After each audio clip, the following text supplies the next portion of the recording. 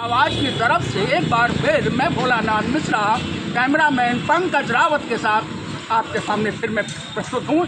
एक जनहित से के जुड़े हुए मुद्दे पर आपसे हम आज जो है मुखातिब हो रहे हैं। साथियों, एक तरफ तो देश के प्रधानमंत्री माननीय नरेंद्र मोदी जी और प्रदेश के मुख्यमंत्री माननीय योगी जी गाँव में स्वच्छता की बात कर रहे हैं, गाँव को स्वच्छ बनाने की बात कर रहे हैं, गांव में खुशहाली लाने की बात कर रहे हैं। दूसरी तरफ गांव की क्या हालत है इसको कोई देखने वाला नहीं है। साथियों, आज हम एक गांव की तस्वीर आपको दिखाना चाहते हैं कि गांव तो देखने के लिए गांव है, लेकिन गांव में जो है वो क्या हालत है।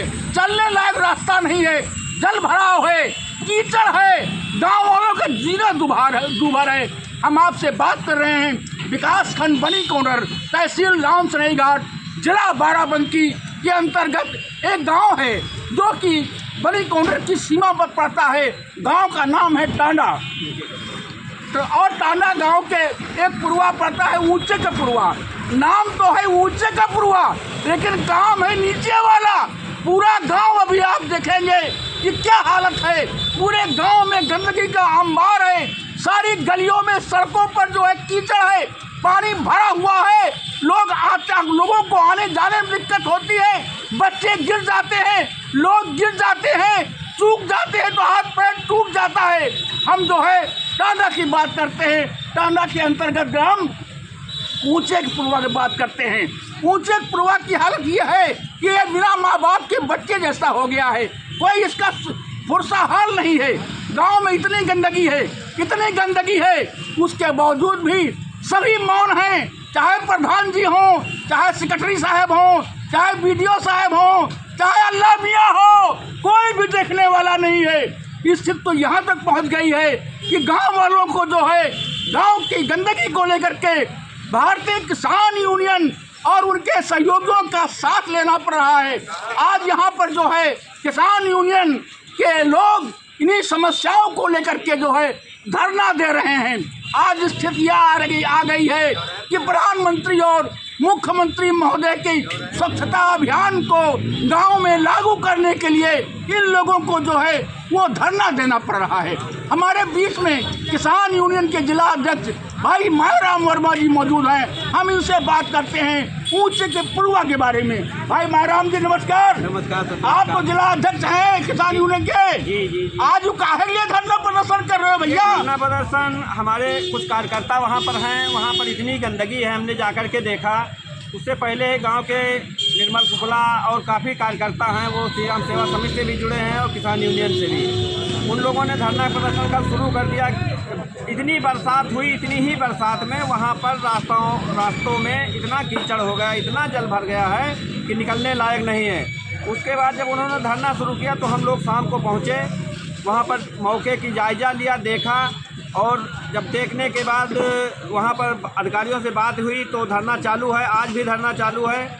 आज भी धरना चालू है? जी, आज भी धरना वहाँ पर चल रहा है। अब तक कोई आपके पास आया नहीं पूछने वाला? कोई नहीं। सेक्रेटरी गए थे कल, उन्होंने, और पुलिस प्रशासन वहाँ पर मौजूद रहता है, और कोई राजस्व विभाग भी जाता है लेकिन वापस चला आता है। लेकिन सबसे बड़ी बात है कि खंड विकास अधिकारी महोदय द्वारा जब कल विज्ञप्ति अखबार में निकलने को हुआ तो उन्होंने, कुछ पत्रकार बंधुओं ने पूछा कि वहाँ पर क्या हुआ है, तो उन्होंने झूठी खबर अखबार में छपवाने के लिए कि वहाँ पर सफाई करवा दी गई है। जबकि मेरे द्वारा आज सुबह सेक्रेटरी से पूछा गया कि आपके द्वारा कोई सफाई कराई गई है, तो उन्होंने कहा मेरे रहते हुए नहीं कराई गई, बाद में किसने करा। तो जब जिम्मेदार ही लोग इतना बड़ा झूठ बोलेंगे तो स्वच्छता अभियान कहाँ रह जाएगा। ये तो गांव की हालत बड़ी खराब है भाई। हमने देखा है कई जो है रास्तों पर जो है पानी भरा हुआ, कीचड़ भरा हुआ है, लोग बेहद परेशान हो रहे हैं। उसके बावजूद भी कोई सुनने वाला नहीं है। अरे अब तो किसान यूनियन का डंडा और झंडा लग गया है, तब भी नहीं कोई सुनने वाला है। माराम जी, इस बारे में आज जब हमने वहाँ पर प्रेस विज्ञप्ति लिख करके इनके मोबाइल पर व्हाट्सअप किया खंड विकास अधिकारी महोदय के, तो इन्होंने मेरे पास फ़ोन किया और कहा समस्या बताओ। तो हमने कहा समस्या इतने दिनों से कोई नहीं निपटा रहा है, क्योंकि हमने लिख करके दिया है कि कल तक अगर समस्या का समाधान नहीं हुआ तो परसों श्री राम सेवा समिति और भारतीय किसान यूनियन के लोग और मैं स्वयं वहाँ पर भूख हड़ताल करने के लिए मजबूर होंगे। तब उन्होंने कहा कल जेसीबी भेज करके जो भी समस्या का निदान कराया जाता है। नहीं तो क्या जेसीबी से रोड साफ करवा देंगे?